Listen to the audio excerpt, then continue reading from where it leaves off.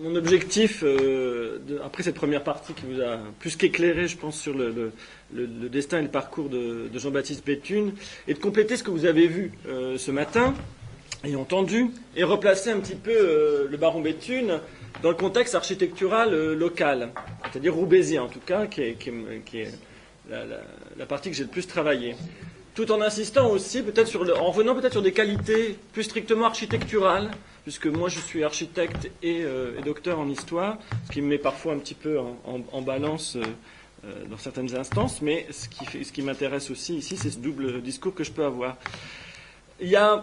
Je voudrais insister sur les exceptionnelles qualités du travail de Béthune à Roubaix. Qualités, il y en a sur deux plans. Sur le plan historique d'abord, parce qu'en fait, Béthune à Roubaix, c'est quand même une histoire très particulière. C'est pas un hasard, c'est pas quelqu'un de parachuté, on va dire, et c'est quelque chose qu'on oublie. Et si on veut défendre aujourd'hui Saint-Jean et le couvent des Clarisses, c'est aussi parce que dans l'histoire du nord de la France et particulièrement de la métropole lilloise, il a une place assez singulière. Et sur le plan architectural et esthétique d'autre part, car en fait, esthétique parce que la présence de Béthune revêt des aspects un peu multiples et méconnus. Parce qu'effectivement, c'est quelqu'un qui n'a pas forcément été bien étudié ces dernières années et sur lesquels on manque un peu de données. Alors si j'ai écrit une œuvre d'exception, c'est bien parce que cette présence de Béthune à Roubaix couvre autre chose que l'architecture. Comme l'a déjà évoqué M. Commence, Béthune va aussi dessiner énormément de choses, d'objets, et on peut vraiment, je pense, employer à juste titre le mot d'architecte-designer, puisqu'il est en vrai épigone de Pugin. Oui, effectivement, on dit Pugin en France. Il va vraiment participer, créer autant de choses, et c'est ça qu'on oublie souvent, en matière d'art décoratif que d'architecture, et que sa production est absolument prodigieuse, immense dans le XIXe siècle. C'est quelqu'un qui est très sous-estimé, je pense, en termes déjà quantitatifs, parce qu'il va diffuser énormément avec des moyens modernes, c'est-à-dire avec des moyens commerciaux modernes, et en plus, en termes de cohésion, évidemment, comme l'a déjà démontré M. Commence, c'était quelqu'un de tout à fait remarquable. Et donc, cette implantation roubaisienne couvre tous ces aspects-là, à la fois l'aspect architectural et l'aspect, on va dire, design, et aussi diffusion. Alors, diffusion de la foi, évidemment, mais diffusion des objets par des instances, on va dire, ou des aspects plus commerciaux.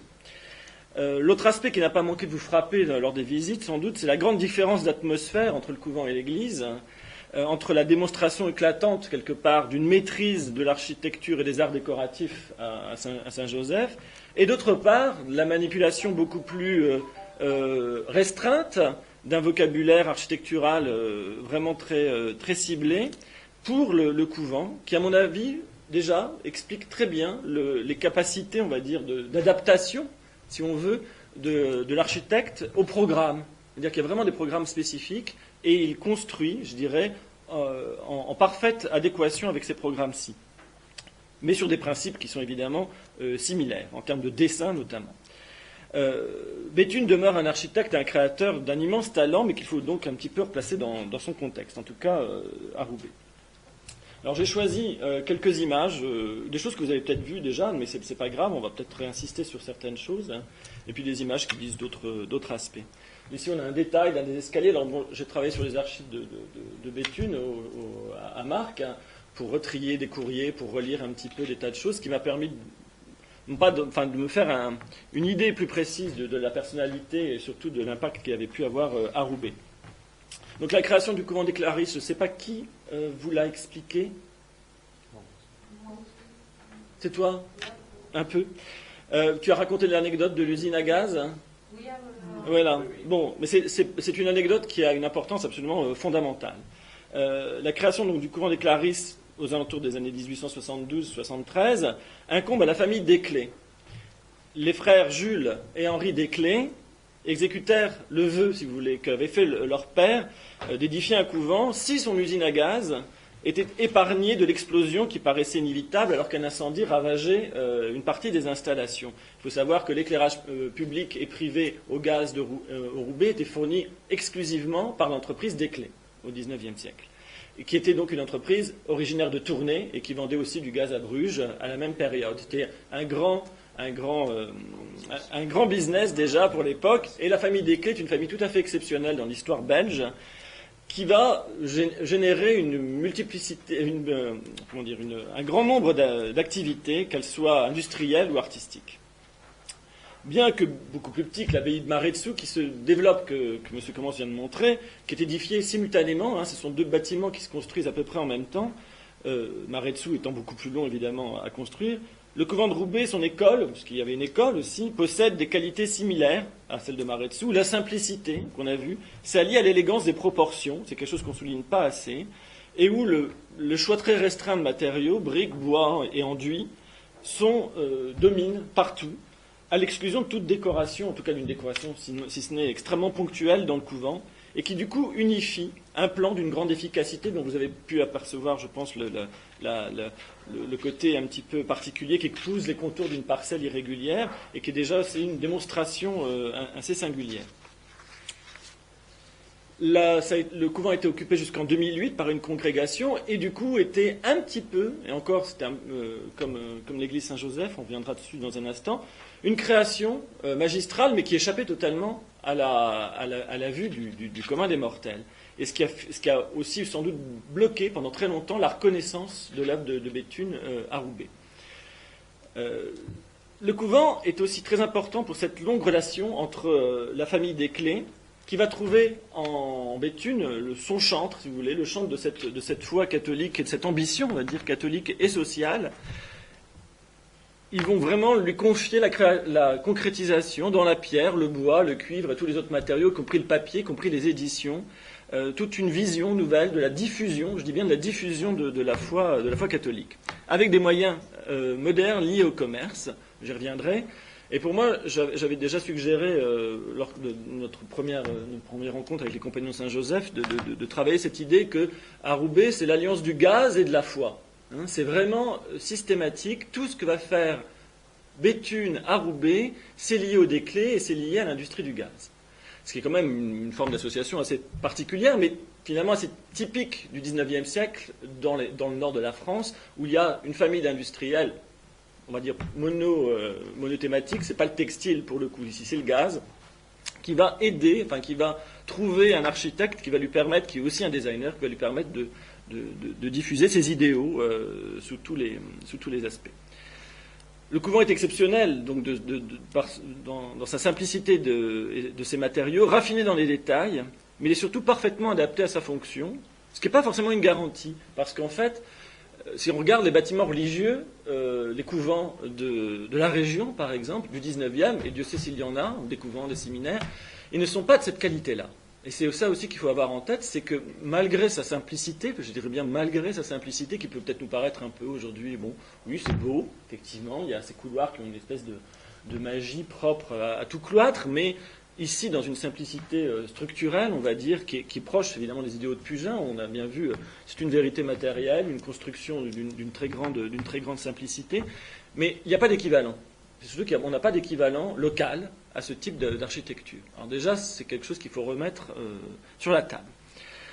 Et plus encore, bien sûr, parmi les nombreuses congrégations religieuses qui sont présentes à Roubaix à cette époque, il y en a plusieurs centaines. C'est assez prodigieux. Entre 1850 et 1914, il y a un nombre de congrégations religieuses absolument improbables, je dis bien improbables pour nous aujourd'hui, qui s'installent à cause justement de la vie et des ouvrières très très particulières et des conditions sociales et de santé qui sont propres des villes industrielles de cette époque.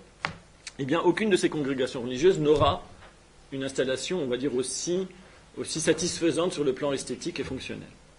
Donc déjà, une qualité qu'il fallait ressouligner. Les vitraux du chœur, je reviens, c'est juste un petit détail, parce qu'il existe quand même une documentation assez, un peu restreinte peut-être, mais qui existe quand même dans les archives de Béthune sur l'histoire, l'histoire du couvent, l'histoire de Saint-Joseph aussi. Et ce soin apporté, cette relation qui va donc unir la famille Desclés à Jean-Baptiste Béthune jusqu'à sa mort, c'est-à-dire que des années 1870 jusqu'à sa mort en 1994, pendant 24 ans, Béthune va être le bras droit des Desclés pour tout ce qui est architecture et design. Donc quand même 24 ans de collaboration, ce qui va permettre aussi de très régulièrement faire vivre ces bâtiments et de continuer à les améliorer, ce qui fait que, voilà, une dizaine d'années plus tard, on installe seulement les vitraux du chœur, que Béthune prend le temps de lui-même de dessiner, alors que, comme l'avait expliqué Thomas Commence, Béthune, qui ne gagnait rien, puisqu'il donnait tous ses travaux, était harcelé. Mais vraiment harcelé par les congrégations, par ses amis, par ses relations. Quand on lit les courriers aux archives, c'est assez fabuleux de voir qu'il est sollicité tous les jours pour des dessins différents. Pourriez-vous nous faire un reliquaire? Pourriez-vous nous faire une croix? Pourriez-vous nous faire un modèle de buste? Pourriez-vous nous faire une église pour telle congrégation à tel endroit? C'est tous les jours des courriers qui lui arrivent pour lui demander des dessins. Et il est constamment bousculé. C'est un architecte, on va dire, overbooké, pour employer un mot à la mode.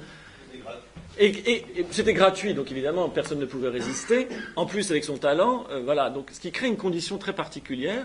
Mais ces efforts vont être concentrés évidemment sur une partie de la Belgique. Et dès les années 1870, à partir du moment où il crée le couvent des Clarisses pour les Desclés à Roubaix, son application roubaisienne va aller grandissante. Il y a un avantage, c'est que Courtrai-Roubaix, c'est quand même très très près.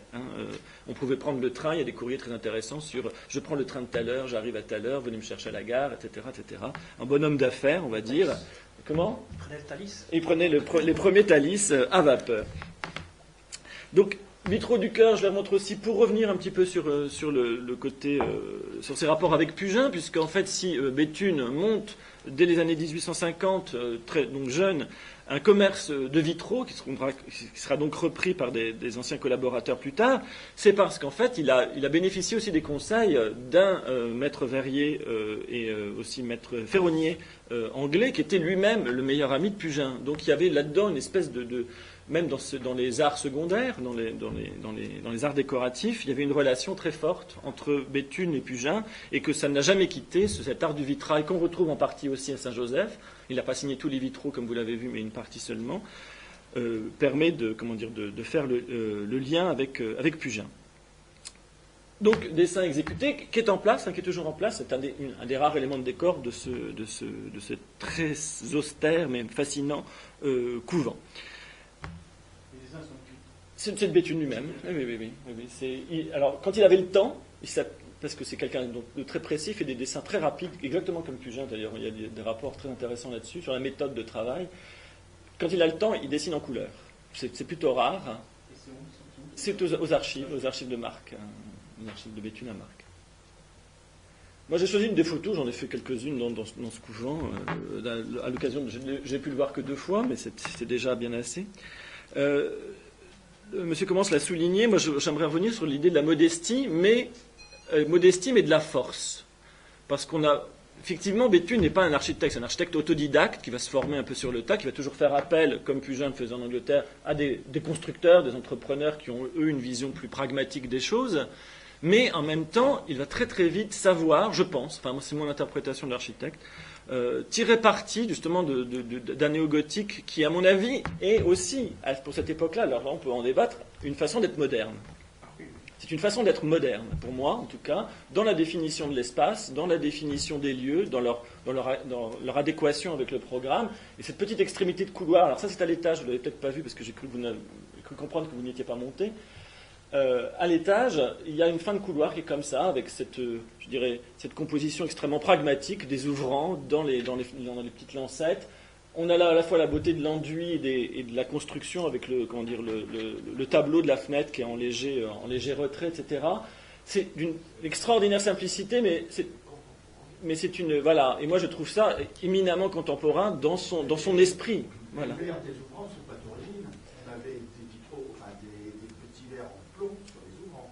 C'est possible, mais les ouvrants... Quand vous vous promenez dans le plomb... Il y en a d'autres avec... Voilà. Le problème, c'est que là, les verres sont insérés sur tous les côtés dans un fer. Le fer à rouiller, c'est dilaté. C'est dilaté, oui. Oui. Et c'est pour ça qu'à chaque fois, sur les ouvrants, ils ont disparu. Oui, voilà. C'est pas le verre transparent qui m'intéressait, c'était la partie, le carré ouvrant dans ces fenêtres qui n'étaient pas dessinées pour. La perception qu'on a actuellement n'est pas la même. n'est pas tout à fait la même, oui, bien sûr, je suis tout à fait d'accord. Voilà, en effet, voilà, tout à fait. Mais enfin, dans cette façon de construire l'espace avec des matériaux très simples et les nécessités des fenêtres, c'est quelque chose qui était tout à fait fascinant. Alors, pour l'église Saint-Joseph, bon, je ne vais pas insister dessus, il y a d'autres choses plus intéressantes à dire. On a la même simplicité, la même austérité apparente à l'extérieur, et c'est une des raisons aussi sans doute de la discrétion de Saint-Joseph et dans sa reconnaissance très tardive par les instances déjà du ministère, puisque le classement a lieu à la fin des années 90, si ma mémoire est bonne. 93, bon, un peu plus tôt, c'est quand même de toute façon très tard, mais pour la bonne raison qu'effectivement très peu de gens la connaissaient et ne s'intéressaient pas à cette austère masse de briques extérieures perdue dans un quartier ouvrier en pleine déréliction. Et donc voilà, on avait un peu comme pour Saint-Jean un contexte défavorable à la reconnaissance d'une architecture tout à fait exceptionnelle. La structure de Saint-Joseph est donc visible sur l'extérieur, simple expression du plan type d'église à transept. Un contraste violent entre l'extérieur et l'intérieur est aussi, à mon avis, une stratégie. Il a voulu, une stratégie architecturale voulue, et non le résultat d'un manque d'argent. Donc, M. Pérouse de Monclos s'interrogeait sur cette particularité des églises françaises ce midi. Et il y a effectivement là un exemple tout à fait fascinant, mais aussi dû à l'insertion dans le quartier, qui, à mon avis, donc là on a une carte postale du début du siècle, et donc ce rôle à la fois social d'intégration d'une église dans une parcelle qui n'est pas faite pour, pas de dégagement, pas de parvis, vraiment un espèce de lieu contraint, extrêmement confiné, avec, on les devine, des maisons qui ont été détruites, là où aujourd'hui il y a le presbytère qui est ici, à côté, des maisons qui étaient des maisons de ville ordinaires, qui fermaient la petite placette aujourd'hui sur la gauche de l'entrée. Tout ça pour repointer ce rôle qu'a pu avoir cette église dans une vie de quartier, un quartier totalement neuf, c'est-à-dire que tout se fait à cette époque-là, c'est-à-dire que la rue de Tourcoing, la rue de France n'existe pas en 1860 ou quasiment pas, sur des tracés neufs. Tout le quartier se construit, c'est des quartiers champignons, c'est vraiment la périphérie du centre qui se développe à une vitesse exponentielle dans l'histoire roubaisienne. Roubaix double sa population tous les 10 ans, ce qui fait la plus grande croissance urbaine française du XIXe siècle. Et donc ces quartiers sont entièrement neufs, construits en même temps, donc il faut imaginer l'effervescence. Et la construction de l'église intervient dans un contexte social. Alors on ne va pas dire difficile, effectivement les conditions de vie étaient difficiles, mais un contexte social global dans lequel les rôles très actifs des premiers curés de la paroisse et des associations caritatives et éducatives, puisque les deux sont liés, du quartier, mettent Saint-Joseph au cœur d'un système d'entraide et d'éducation qui est très fort et qui est le symbole d'un certain XIXe siècle du Nord. Peut-être aussi de Belgique, mais j'y connais pas grand-chose, et que l'on voit peu sous cet angle. C'est-à-dire qu'aujourd'hui, cette partie-là a disparu, cette partie-là de l'histoire vivante et de l'implication de cette église dans son quartier est totalement imperceptible. Donc il faut quand même ne pas l'oublier, et c'est une partie qui est encore trop peu connue de l'histoire et qu'il faudrait que tout le monde creuse. Comme vous l'avez constaté, dans Saint-Joseph règne une atmosphère tout à fait singulière, qui est propre évidemment aux églises néogothiques intégralement décorées, mais qui est unique dans la métropole. Ce n'est pas Notre-Dame-des-Anges, qui possède aussi ce degré de saturation propre au XIXe siècle, saturation par le mobilier, les couleurs, les vitraux, etc., enfin l'ensemble des arts décoratifs. En matière de néogothique locale, encore une fois, Saint-Joseph est unique. Il n'y a pas d'église néogothique qui lui arrive à la cheville dans toute la métropole nord, et certainement pas dans le Nord-Pas-de-Calais. À ma connaissance, je ne pense pas que l'archiviste du diocèse, qui est le véritable expert en la matière, puisse me contredire là-dessus. C'est quand même un unicum total dans sa qualité, de finition globale, et dans ce chatouillement tout à fait fascinant des couleurs, des matières, qui ne sont pas, comme vous vous en doutez, qui ne sont pas un décor gratuit, qui est quand même un décor très structuré, qui vient vraiment souligner les qualités du dessin, de l'architecture, qui divise les espaces, qui joue avec les matières pour rendre plus lisible la façon dont est composé l'édifice. C'est un décor extrêmement subtil, au-delà de la forme même des parties peintes, fresques, ou en tapisserie, ou en fresque, les processions de personnages, ou au contraire tout ce qui pourrait être plus ruban décoratif autour des moulures en bois, etc. Tout ça vient souligner la façon dont est construit l'espace. L'autre chose, évidemment, c'est tout ce qui est trait au mobilier qui est encore présent, aussi bien les carreaux qui sont en partie fabriqués, j'ai pu identifier certains dans le presbytère qui sont très certainement d'origine anglaise, ou en tout cas des très bonnes copies de carreaux anglais, d'autres qui, à mon avis, sont plus fabriqués localement, puisqu'on a eu des épigones aussi, des fabricants de grès cérame pour ce type de carreaux en France. L'autre chose, c'est que les appareils d'éclairage, Saint-Jean est aussi extrêmement intéressant et unique, je pense, par rapport à son système d'éclairage. Tout simplement parce que le système d'éclairage est fourni par les Desclés. Même s'ils ne sont pas impliqués directement dans la, dans la fondation de l'église, leur usine à gaz est à une centaine de mètres de là. Donc déjà, évidemment, ils participent quand même à l'édification et à la décoration de l'église en donnant ou en vendant, je ne sais pas, il faudrait le savoir, ces appareils absolument incroyables d'éclairage initialement au gaz avec cette espèce de mini-architecture qui les tient, aussi bien que les appliques, tous les candélabres, les lustres et les couronnes de lumière, ainsi que les fonds baptismaux. Parce que l'implication des Desclés à Roubaix avec Béthune ne se limite pas au couvent et à une participation à Saint-Joseph. Bon, alors ça, c'était d'autres détails, mais je vais passer des détails du presbytère que vous n'avez pas vu, je pense, puisque vous étiez très pressé. Le presbytère à côté est bourré de qualités, des mêmes qualités à la fois simples, mais extrêmement bien dessinées. Ça, c'est le couloir d'entrée sur la droite, l'escalier qui mène aux étages, avec une très belle configuration entre le petit jardin d'hiver, la cuisine en marteau. Alors, c'est le modèle des maisons bourgeoises de la métropole, adaptées dans un néogothique extérieur plus bourgeois et dans un intérieur, on va dire, encore peut-être plus modernisé. Pour moi, c'est un néogothique qui s'affranchit tout doucement de son modèle pour devenir une écriture peut-être plus d'actualité, on va dire, tout simplement. Et donc, voilà. À un moment donné, les Desclés décident de fonder dans leur usine à gaz une entreprise de cuivrerie, de dinanderie, comme on disait à l'époque, et donc la cuivrerie Saint-Éloi, qui va, dès les années 1880, inonder, on peut le dire, inonder le marché belge et français d'objets d'art religieux dont la plupart sont soit dessinés directement par Béthune, soit contrôlés par lui, c'est-à-dire corrigés, d'après des modèles faits par des élèves de Saint-Luc, ou Blanchard, le fameux sculpteur dont vous avez montré les photos des ateliers, et qui va être un établissement donc roubaisien, puisqu'il n'y aura pas de succursale ailleurs, l'établissement est vraiment fondé à Roubaix, et qui va produire des choses aussi extraordinaires que cette chasse à côté, ainsi que des sculptures monumentales, des aigles lutrins par exemple, et tout un ensemble de produits, qui va du cierge le plus banal, du cierge d'église le plus banal, à des bandes, ça c'est un banc de communion, c'est pas un carnage, c'est un banc de communion posé latéralement, à des lanternes, des rosaces, des tas d'éléments décoratifs, un ensemble assez impressionnant qui est aujourd'hui visible dans des catalogues qui sont encore conservés aux archives de Béthune à Marques.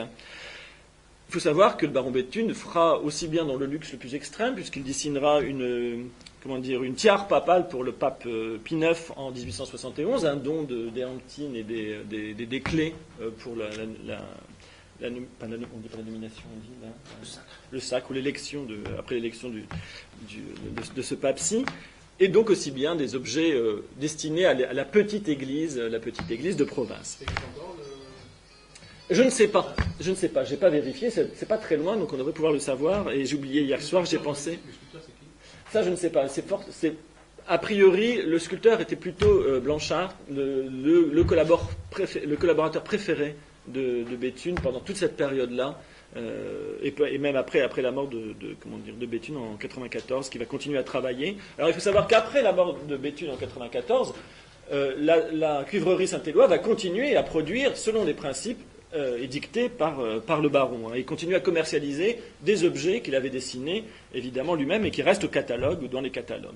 Et ça va donc reliquaires, ciboires, encensoirs, clochettes, crucifix, lanternes, bénitiers, calices, chasses, croches, chasubles, nappes d'autel, puisque la broderie est incluse.